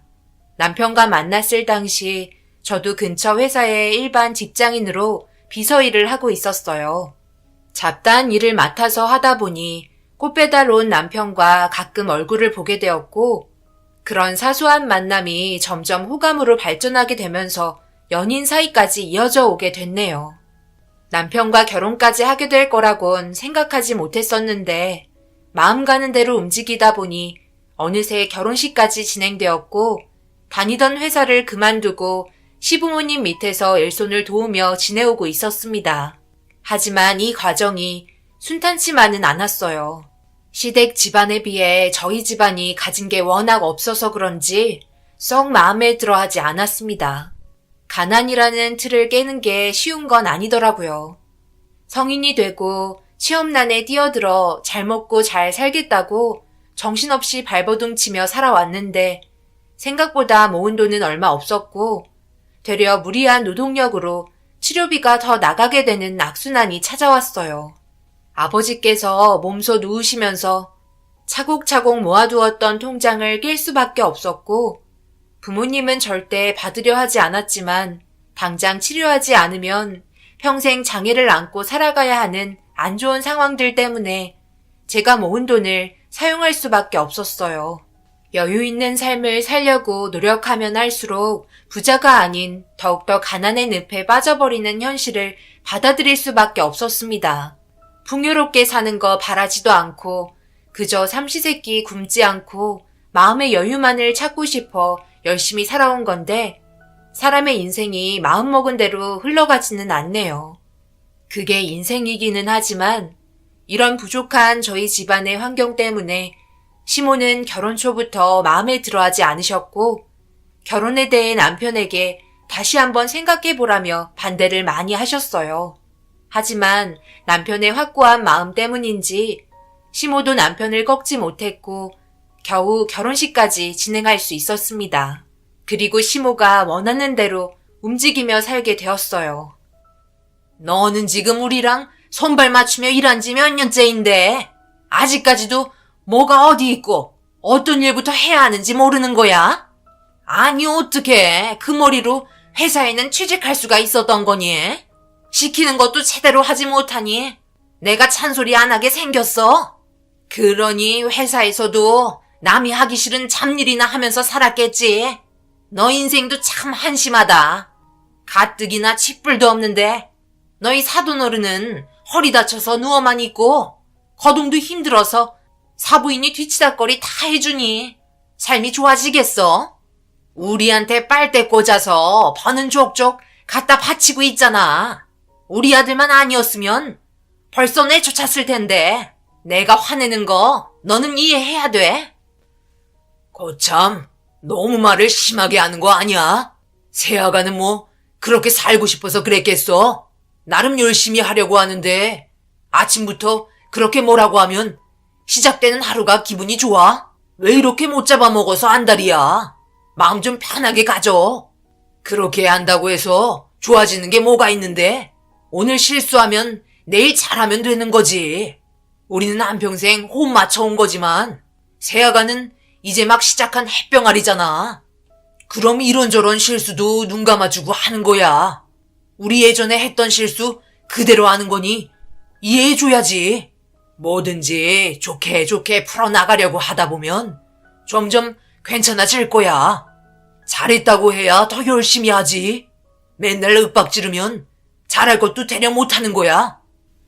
저는 아무 말 없이 시모의 말에 고개를 끄덕이며 다음에 잘하겠다고 상황을 모면하려 했는데 옆에서 듣고 계시던 시부가 불편하셨는지 시모에게 한 소리 하면서 불똥이 제가 아닌 시부에게 튀어버렸고 결국 부부싸움까지 번지게 되면서 되려 제가 이 집에 들어와 좋은 점이 하나도 없다며 난리를 치기 시작했어요. 다른 직원분들도 몇 분 계셔서 서로 조심해야 하는데 기분 따라 행동하는 시모가 저는 참 어려웠어요.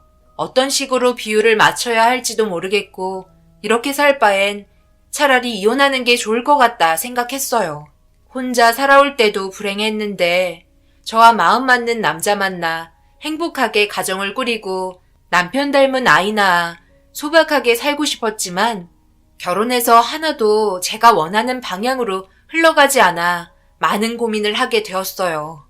그리고 저는 시댁과 같이 살았기 때문에 시모의 간섭은 날이 갈수록 더 심해졌고 분가를 원했지만 쉽지 않았던 이유는 남편과 시부가 함께 새벽부터 매장을 오픈하고 하루 동안 해야 할 일들을 같이 회의하며 준비하기 때문에 분가를 해서 따로 나와 살면 불편한 부분들이 많아 시부모님도 그렇고 남편 또한 좀 더 생각해보자며 몇 번 미뤘었는데 결국 자연스럽게 더 이상 분가에 대해서 아무 말도 꺼내지 않아 흐지부지 넘어가게 되었습니다. 그렇게 살다 보니 몇 년이라는 시간이 흘러버리게 되었고, 저 또한 포기할 수밖에 없더라고요. 상황이 여의치 않은데 저 혼자 막무가내로 나간다고 해서 좋아질 것도 없으니까요. 되려 시모에게 더욱더 안 좋게 박힐 것 같아 입 다물고 있었습니다. 일이 바쁠 때는 제가 직접 운전하고 남편이 화환을 배달할 때도 있어요. 어쩔 때는 장례식장에 조문 화환이 너무 많아 남편과 함께 쉬지 않고 내릴 때도 있습니다. 그만큼 하루의 일과가 정신없을 정도로 바빠서 저녁 늦게까지 일을 해야 되는 날이 대부분입니다. 그래서 친정집에 가끔 내려가는 것도 눈치가 보일 정도로 불편한 점들이 많았어요. 이렇게 단둘이 있을 때나 대화하지. 우리가 언제 시간이 있어? 나 다음 주 주말에 부모님 좀 뵙고 싶은데 다음 주 평일에 스케줄 보니까 크게 바쁜 거 없던데? 그때 잠시 다녀오면 안 돼? 인사드리러 간 지 너무 오래됐잖아. 그런가? 그렇게 오래됐다고? 몇 달 전에 잠깐 다녀왔잖아. 우리 일이 너무 바빠서 그런 거지. 4달 뒤면 명절인데 그때 다녀오면 안 돼? 당신 우리 어머니한테 뭐라고 그러게. 지금 시기에 다녀오는 건 좋지 않을 것 같은데. 4달 뒤 명절? 그 말이 지금 왜 나오는 거야? 내가 다음 주에 부모님 얼굴 보고 싶다는 건데, 그리고 내 남편이면 당연히 이런 문제 해결해줘야 하는 거 아니야? 당신까지 어머님 눈치 보면서 말도 못하면 나는 어떻게 결혼 생활하면서 살아가라는 거야. 하루하루 숨 막혀 죽겠다고. 내가 정신 나간 사람처럼 행동했으면 좋겠어?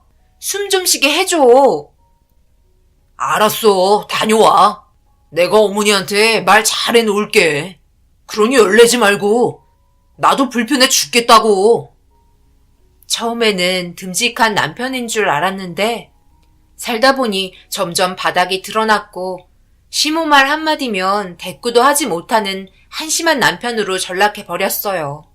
그리고 아니나 다를까 남편과 대화한 그날 저녁 시모의 눈살이 찌푸러졌고 저를 향한 시선이 좋게 다가오지 않아 대충 눈치채며 조심히 시모 옆으로 다가가 말을 붙였습니다.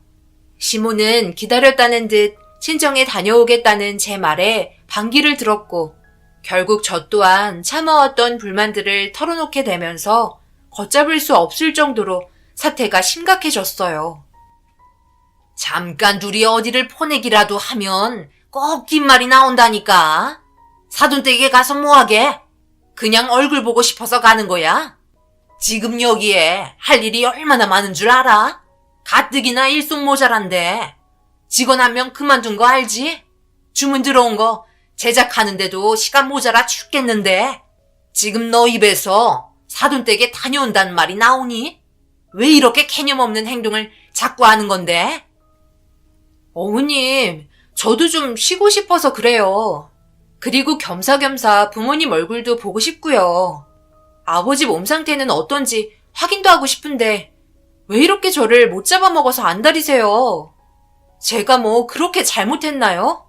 결혼하고 지금까지 군말 없이 정말 열심히 시키는 건 다 하고 있잖아요. 하루 다녀온다고 해서 크게 달라지는 것도 없는데 그걸 가지고 개념 없다고 말하는 건 아닌 것 같아요. 지금 네가 이렇게 말대꾸 또박또박 하는 자체가 어른 공경하지 않고 개념 없는 행동이라는 거 모르는 거니? 내 아들이 몇 달 뒤에 명절이니까 그때 얼굴 봤으면 좋겠다고 얘기했었다며.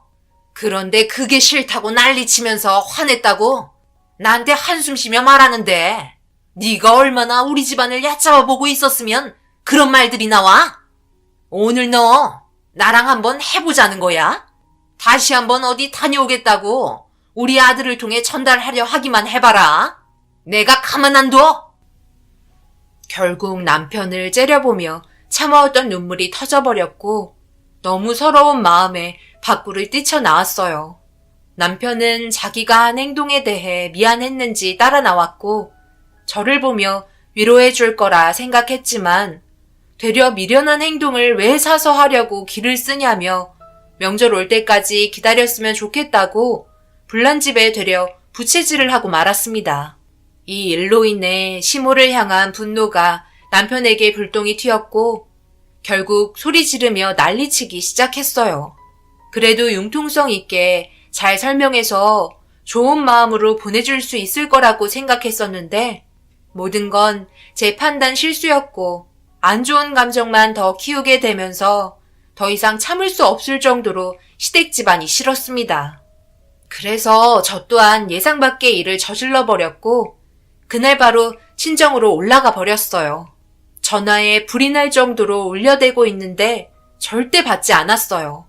오래간만에 부모님 집에 찾아가 현관문을 열자 연락도 없이 와서 그런지 당황한 눈빛으로 엄마가 저를 반겨주셨고 따뜻한 미소로 저를 안아주자마자 그동안 서러웠던 감정을 전부 쏟아내게 되었어요. 얼굴 보자마자 눈물을 흘리니 엄마도 많이 놀란 듯 무슨 일이 있었냐며 물어보셨고 울음소리를 듣게 된 아빠가 천천히 문을 열고 걸어 나오셨어요. 허리 보호대를 착용하시고 나온 모습을 보니 너무 마음이 아팠습니다. 그때 결혼한 거에 대해 엄청난 후회가 밀려왔어요. 제가 곁에서 같이 있어줬다면 엄마도 힘들어하지 않았을 텐데 괜히 저 때문에 더 안 좋아진 것 같은 느낌이 들었고 더 이상 이렇게 사는 건 저와 부모님 모두 불행해질 거라 생각돼 부모님과 함께 있으면서 좋은 시간을 보낸 뒤 다음날 아침 일찍 다시 시댁으로 돌아왔어요. 예상했던 대로 저에게 시모는 달려들었고 남편도 화가 많이 났는지 저를 향해 쏘아붙이는 시모를 말리지 않고 지켜보며 자기 할 일을 묵묵히 하고 있었습니다. 너는 도대체 말이야, 결혼 왜 한 거야? 우리 집안 말아먹으려고 결혼한 거니? 내가 그랬지. 명절날 찾아뵀으면 좋겠다고. 일도 못해 말귀도 못 알아먹어. 도대체 마음에 드는 구석이 하나도 없어. 너 하나 없어서 얼마나 일이 바빠졌는지 알아? 직원 한 명 그만둬서 힘들어 죽겠는데 너까지 나가면 2명분을 내가 혼자 다 처리해야 되잖아. 이럴 거면 당장 이혼해라. 제가 결혼한 이유가 뭐예요? 저 사람이랑 잘 살아보려고 결혼한 거지. 이 집안에서 평생 욕먹으며 일하려고 결혼한 거 아니에요. 저도 이 집구석에 붙어 사는 거 싫고요. 어머님이 원하시는 대로 이혼하겠습니다. 저도 그걸 바라고 있었는데 어떻게 말을 해야 할까 고민할 필요도 없었네요. 먼저 속 시원하게 말해주셔서 정말 감사합니다. 내일 당장 이혼 도장 찍을 테니 그런 줄 아세요. 어차피 이렇게 됐으니 저는 짐 정리하러 먼저 들어가 볼게요. 이혼할 마당에 여기에 앉아서 일할 필요는 없잖아요. 그리고 오늘까지 일한 부분에 있어서 정확하게 계산해서 통장으로 입금해 주세요. 잠깐만, 기다려봐. 왜 이렇게 극단적이야? 지금 우리 엄마는 당신에게 잠시 화가 난 것뿐이잖아. 일이 바쁜데 연락 한 통 안 받았고 무조건 감정적으로 나가니까 당연히 서운한 말이 나갈 수도 있는 거지. 그거 가지고 지금 이혼하겠다고 당신까지 소리치면 어떡해? 그러지 말고 화 좀 가라앉혀. 어머니도 이제 그만하세요. 이혼하면 되려 손해인 거 몰라요? 왜? 이혼하면 막 부려먹을 사람 없어서 그런 거야? 딱 보니 그거네. 직원은 눈치 봐야 하는데 마누라는 눈치 안 봐도 되고 막 부려먹을 수 있으니 이만큼 편한 직원이 어디 있어. 당신이랑 나랑 껍데기만 부부 사이지 그냥 당신 집안에 가정부나 다름없잖아. 일 끝나서 집에 가면 저녁 밥상 차리고 빨래하고 다음날 출근해서 욕먹어가며 잡일은 내가 다 하고 이게 부부야?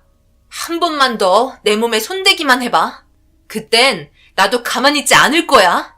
잘 먹고 잘 살아, 이 나쁜 놈아. 시부모와 남편 모두 생각지도 못한 반응에 당황하면서 급하게 말리기 시작했어요. 그나마 인간적으로 대해주신 분은 시부였기 때문에 저를 진정시키기 위해서 조용한 곳으로 데려갔고 눈물을 흘리며 고개를 떨구고 있자 시모가 아닌 시부가 미안하다며 앞으로 스트레스 받지 않게 자기가 처신 잘하겠다고 흥분해서 몸을 떨고 있는 저에게 부족한 지방과 결혼해서 제가 이 꼴을 당하는 것 같다며 미안해 하셨습니다. 침착하게 대화를 풀어나가려고 하는 시부의 모습에 극도로 흥분을 했었던 마음이 조금씩 진정이 됐고, 시부는 그런 저를 바라보더니 저녁 안 먹어서 배고프지 않냐며 잠시 장례식장에 화환을 배달해야 하는데 같이 가지 않겠냐고 저를 타일렀어요. 아무것도 하지 말고 차에만 있으라며 급하게 저를 태웠고, 돌아오는 길에 점심이나 같이 먹고 들어가자며 애써 웃어 보이셨습니다. 마지못해 차에 올라탔고 달리는 차 안에서 밖의 풍경을 보며 아침부터 장례식장을 향해 달려가기 시작했어요. 그래도 그 거리가 멀지 않았는데 드라이브하는 느낌이 들어 조금씩 기분은 가라앉았고, 어느새 도착한 장례식장에서 시부는 조문 화환을 내려주고 있는데 저도 그냥 차에 가만히 있을 수는 없어 시부를 따라 일손을 도와주고 있는데, 제 앞으로 지나가고 있는 장례 행렬에 잠시 멈추어 기다리고 있는 찰나 엄청난 일이 벌어지고 말았습니다. 눈물을 흘리며 들고 있는 영정사진이 눈에 들어왔고, 저도 모르게 장례 행렬을 막아섰어요.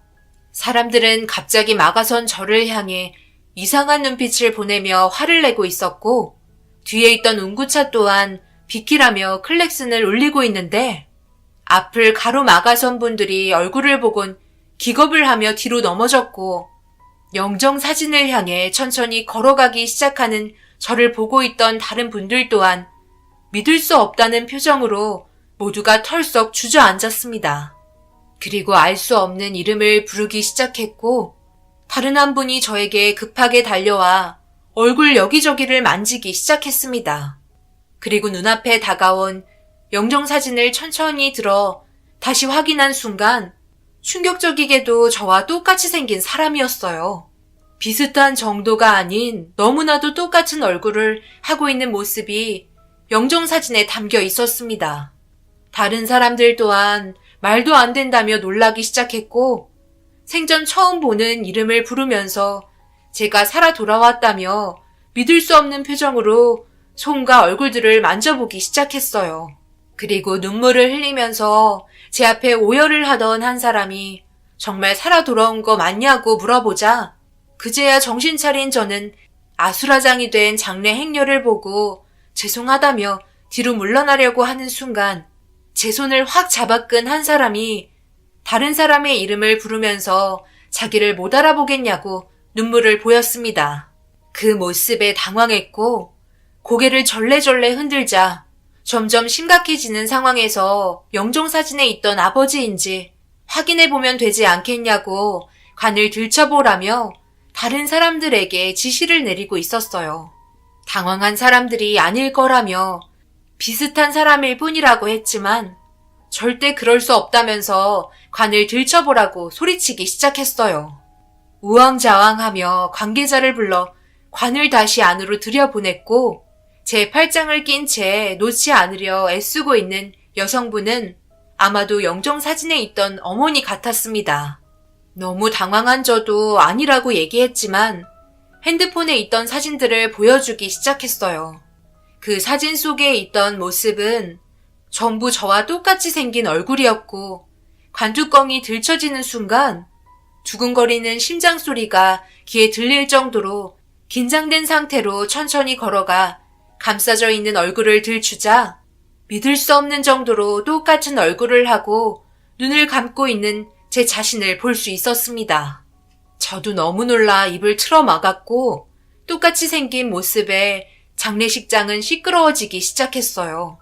저를 찾고 있던 시부가 제 옆으로 다가왔고 관 속에 있던 여자의 얼굴과 저를 번갈아 보며 시부 또한 놀라고 있었습니다. 장례식이 진행이 될 수 없는 상황까지 이르렀고 한참을 멍하니 있던 두 분이 저에게 다가와 말을 이어가기 시작했어요. 이게 어찌된 일인지 모르겠지만 지금 상황 저도 도저히 이해를 할 수가 없네요. 어떻게 이런 일이? 내가 생각하는 게 맞는다면 둘은 쌍둥이 같은데 왜 몰랐지? 그때 알았더라면 우리가 데려왔겠지. 당연히 고아원에서는 이제 막 태어난 신생아가 우리 딸 미영이 혼자였으니까 당신이 몰랐겠지. 그럼 이 여자는 그냥 닮기만 한 사람이라는 말이야? 그래도 그렇지 얼굴이 너무 똑같잖아. 혹시 뭔가 아는 거 없나요? 잘 생각해 보세요. 그쪽 집안에서 무슨 말 들은 거 없으세요? 전혀요. 저는 어렸을 적부터 저희 부모님과 함께 살았는데요. 지금 하시는 말이 도대체 무슨 말인지 전혀 모르겠어요. 그때의 기억이 잘 떠오르진 않지만 제가 몸이 좋지 않아 아기를 가질 수 없는 몸 상태였어요. 그래서 아이를 너무나 원했던 제가 남편과 상의 후 고아원에 찾아가 입양하기로 결정을 하게 되었고 때마침 저희가 찾아간 곳에 태어난 지 얼마 되지 않은 신생아가 울고 있더라고요. 그 모습이 어찌나 불쌍하고 안타까운지. 그래서 원장님과 상담 이후 저희 집으로 데려와 지금까지 잘 살며 지내왔었어요. 그런데 불행히도 퇴근하고 집으로 돌아오던 도중 교통사고를 당하면서 저희와의 인연이 끊어지고 말았네요. 제 딸을 입양할 때 신생아는 우리 딸 말고는 없었는데 갑자기 저희 앞에 똑같이 생긴 얼굴이 나타나서 얼마나 놀랐는지 몰라요. 그래서 너무 믿을 수가 없어서 저희 남편도 관에 있던 저희 딸의 얼굴이 맞는지 의심스러웠었나 봐요. 그런데 지금 이렇게 현실을 알게 되니 어느 정도 마음이 추스러지긴 하지만 그쪽 부모님한테 들은 게 전혀 없나요? 지금까지 말을 하지 않았을 수도 있겠네요. 엄청난 말들을 듣게 되었고 저와 똑같이 생겼다며 제 손과 얼굴을 계속 만지고 있었어요. 그리고 보고 싶을 때 볼 수 있냐며 연락처를 물어보았고 얽혀있는 실타래를 풀어야 진실을 알 것 같아 장례식장에서 인사를 드린 뒤 옆에 있던 시부에게는 나중에 다시 얘기하자며 택시를 타고 집으로 향했고 현관문을 열어 급하게 물어보았어요. 제가 정말 친딸이냐고 물어보자마자 부모님의 얼굴은 정색이 되었고 엄마는 떨리는 목소리와 어색한 웃음으로 당연한 거 아니냐고 제가 한 물음에 답을 해줬어요. 당연하다는 목소리에서 느껴지는 떨림에 모든 걸 알 수 있었고 진실을 얘기해줬으면 좋겠다며 장례식장에서 사진 몇 장을 핸드폰으로 전달받았던 걸 보여주자 경악을 하며 바라보셨습니다. 저희 부모님도 말도 안 된다며 어떻게 똑같은 얼굴이 있을 수 있냐고 믿을 수 없는 표정을 보여주셨고 그제서야 어머니는 어렵게 입을 떼셨습니다. 그리고 듣게 된 사실들은 충격적이게도 37년 동안 제가 알지 못했던 진실이 밝혀지고 말았네요. 너희 아빠랑 내가 예전에 잠시 고아원에 들린 적이 있었지. 너도 잘 알다시피 엄마 몸이 좋지 않잖아. 그래서 아기를 가질 수 없다는 판정을 산부인과에서 듣게 되었고 고민 끝에 너희 아빠와 함께 고아원을 찾게 된 거야. 그런데 태어난 지 얼마 되지 않은 네가 엄마의 품에 안기지 못해서 그런지 슬퍼하는 목소리로 울고 있더라고. 그 모습이 너무 안타까워 데려오려고 결심을 하게 되었고 원장님과 상담 끝에 우리 집에서 함께 살게 되었단다. 그런데 그때 원장님이 그러셨어. 네가 고아원에 오기 일주일 전에 신생아 한 명이 왔었다고. 아무래도 너를 낳아준 친엄마가 어떤 일이 있었는지는 모르겠지만 둘은 키우기 힘드니 한 명을 고아원에 두고 온 것 같아. 그런데 너까지 키울 수 있는 상황이 아니었는지 일주일 뒤에 너도 고아원에 두고 간 것 같구나. 그때는 알지 못했어. 그냥 우리가 너를 데려오기 일주일 전에 신생아 한 명이 왔었는데 누군가 데려갔다는 말만 들었었지. 그게 너와 똑같이 생긴 쌍둥이였을 거라곤 전혀 알지 못했단다. 그리고 지금까지 너희 친모는 어디에서 무엇을 하고 있는지 살아있는지 세상을 떠난 건지 알 수가 없다. 그리고 우리가 굳이 너한테 입양했다는 말을 꺼내서 상처 줄 이유가 없잖니. 37년 동안 단 한 번도 너를 내 딸이 아니라고 생각한 적 한 번도 없단다. 엄청난 사실을 알게 되었고 같은 날 태어나 다른 시기에 저와 똑같이 생긴 쌍둥이는 엄마의 손에 고아원으로 버려졌던 거였고 그걸 37년 만에 알 수 있었습니다. 긴 세월 동안 한 번도 만나지 못했었던 제 쌍둥이를 장례식장에서 보게 된 건 너무나 큰 충격으로 다가왔었네요. 할 말을 잃었고 지금까지 이런 문제들을 저에게 말하지 않았던 부모님께 잠시 서운했었지만 저를 진심으로 사랑해서 꺼내지 않았던 진실들이라고 생각했어요.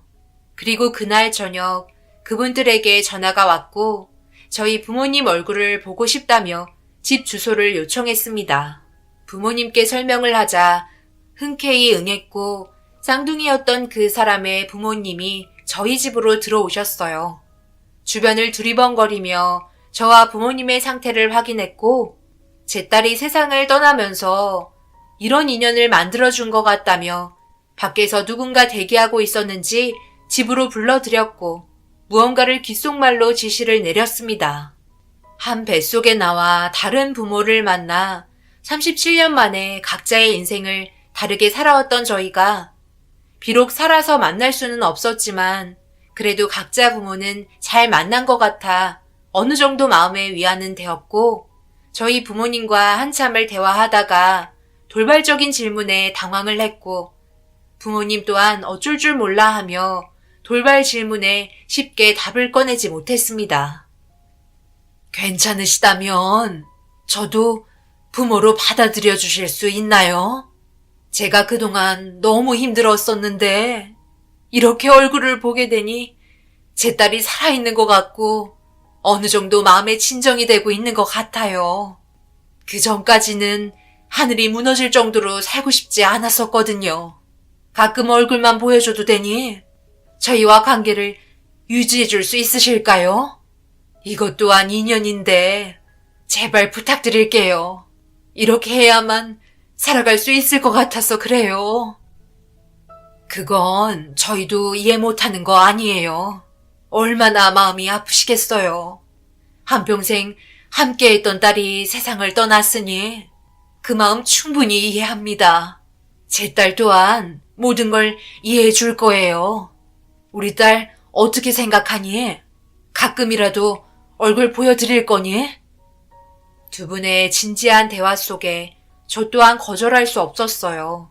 저를 세상 떠난 딸처럼 생각해주고 있었고 앞으로 가끔 얼굴 보러 와도 되냐며 눈물을 훔치셨습니다. 그런 간절한 마음 제가 어찌 거절할 수 있겠어요. 얼굴 보여준다고 해서 닳게 되는 것도 아니니 그분들의 의견을 따르기로 결정하게 되었어요. 그렇게 이런저런 대화가 한참 동안 오고 갔고 제가 결혼을 했고 시댁 집안과 함께 꽃집을 운영한다고 얘기하니 그분들 또한 저희 꽃집을 잘 알고 계셨고 꽤 자주 주문을 하신 것 또한 알 수 있었습니다. 그렇게 37년간 제가 알지 못했던 비밀이 밝혀지면서 또 다른 삶이 펼쳐지기 시작했어요. 그렇게 저는 며칠 뒤 다시 시댁으로 들어갔고 시부는 제가 겪은 상황에 대해서 가족들에게 설명을 하지 않았는지 아무도 모르고 있는 눈치였어요. 시부는 묵묵히 하시던 일을 계속 하셨고 시모는 제가 들어오자마자 잔소리를 퍼붓기 시작했습니다. 그만 좀 해. 한두 살 먹은 나이도 아니고 사람이 살면서 기분이 좋을 때도 있고 나쁠 때도 있는 거지. 그것 가지고 맨날 헐뜯으려 하다니 당신 정말 해도 해도 너무한다고 생각되지 않아? 한 번만 더 내 앞에서 우리 며느리 닥달하기만 해봐. 내가 뭘 어쨌길래 바람 쐬고 오라고 했다고 바빠 죽겠는데 이렇게 늦은 시간까지 집에 팔도 안 들여놔? 지금 며칠이나 지난 줄 알아? 그동안 뭐 했어? 집안이 아주 난장판인 거 알아 몰라? 오늘 들어가자마자 집안에 있는 빨래랑 대청소 싹 다 해놓고 방으로 들어가거라. 얘가 이제는 내가 하는 말에 태꾸도 안 하네. 입에 지퍼를 채웠나? 왜 말이 없어? 당신 살판 났지? 아버지가 전화하지 말라고 그래서 전화 안 하고 두고 보고 있었는데 정말 이건 아니지 않아? 결혼이 장난이야. 어떻게 된 게 항상 개인주의야. 얼마나 많은 일들이 밀려 있었는 줄 알아? 아버지가 말을 그렇게 했어도 이런 식으로 행동하면 안 되지. 진짜 나랑 이혼하려고 작정이라도 한 거야? 제발 정신 좀 똑바로 차리고 행동해. 이게 지금 무슨 말이야? 우리 딸 결혼해서 이런 수모 겪고 있었던 거니? 엄청 잘해주신다고 하더니 지금 이게 뭐 하는 짓이지? 사람을 아주 잡아먹을 듯이 달려드네. 이런 집안과 더 이상은 엮이지 마라. 당장 이혼하고 새삼 살아라. 어차피 하기도 없고 아직 나이도 창창한데 하고 싶은 거 하며 살면 되잖니. 그리고 김 비서 일로 와봐요. 여기와 관련된 업체 전부 계약 끊으라고 하세요. 여기 근처에 저희와 연관되어 있는 회사 연락해서 꽃 배달할 거면 저기 옆에 있는 매장 있죠? 저기로 주문하라고 지시하세요. 이런 집안 아주 씨를 말려버려야 돼. 감히 내 딸을 건드려? 나 참 어이가 없네. 당신이 누군데 내 딸 하고 있는 거야? 너 꽤나 믿는 구석이 생긴 것 같은데 그래서 어쩌게? 이혼이라도 하게? 내가 너를 놔줄 것 같아? 영업방해로 저 사람 당장 신고하기 전에 안 끌고 나가? 별것도 아닌 게 뭘 끊어? 시모는 어떤 상황인지 전혀 사태 파악을 하지 못했어요. 주변의 회사에서 손가락에 꼽힐 정도로 꽤나 영향력이 있는 회사를 운영하고 계셨고 주변 회사들과 상생하며 지내고 있었기 때문에 양어머니의 연락 한 통이면 주변에 있던 회사들 또한 웬만하면 따라줄 정도로 어느 정도의 위치를 가지고 있었습니다. 그런 걸 알지 못했던 시모는 평소와 똑같은 행동을 하게 되었고 이런 충격적인 모습을 보게 된 양어머니는 분노를 참지 못하고 모든 걸 동원해 시모의 집안을 망하게 만들려고 작정하셨어요. 결국 사태의 심각성을 알게 된 시모는 저와 남편이 이혼을 한 뒤에도 자존심 굽히지 않더니 저에게 찾아와 무릎을 꿇으며 그동안의 잘못에 대해 용서를 구했습니다. 마음 같아선 절대 용서해주고 싶지 않았지만 그동안 저에게 잘해주신 시부의 행동들이 떠올라 양어머니의 행동을 멈추게 했고 그 뒤로 시모와의 인연이 정말 끊어지게 되었습니다. 지금 현재 저는 과분한 사랑을 받으며 살아가고 있어요. 저희 부모님과 양부모님까지 생겨 행복합니다. 저보다 먼저 태어난 쌍둥이였던 언니는 세상을 떠났지만 저에게 좋은 부모님을 보내주셔서 그동안 어떻게 살아왔는지 많은 걸 느낄 수 있네요. 너무나 과분하게 대해주시고 계세요. 저희 부모님의 건강 상태가 걱정이 되셨는지 병원에서 치료받을 수 있게 많은 걸 지원해주고 계십니다. 그리고 저희 가족이 잘 살아갈 수 있게 넓은 집 또한 제공해 주셨어요. 그저 아무것도 원하지 않으셨고 곁에만 있어주며 저를 딸처럼 생각해 주시는 게 전부인 양부모님께 감사할 뿐입니다. 과거의 아픈 기억은 모두 잊어버리고 지금 현재 행복한 삶을 만끽하며 살고 싶어요. 그리고 먼저 세상 떠나게 된 쌍둥이 언니와는 37년 동안 단 한 번도 얼굴 본 적 없지만 이런 식으로 알 수 있게 된 것 또한 인연이라고 생각해요. 그곳에서도 행복하게 잘 지냈으면 좋겠네요. 제 사연 들어주신 분들, 사람 인연이라는 건 살면서 아무도 모르는 것 같아요. 여러분들의 삶 또한 항상 꽃이 필 수 있게 언제나 뒤에서 응원하겠습니다. 감사합니다.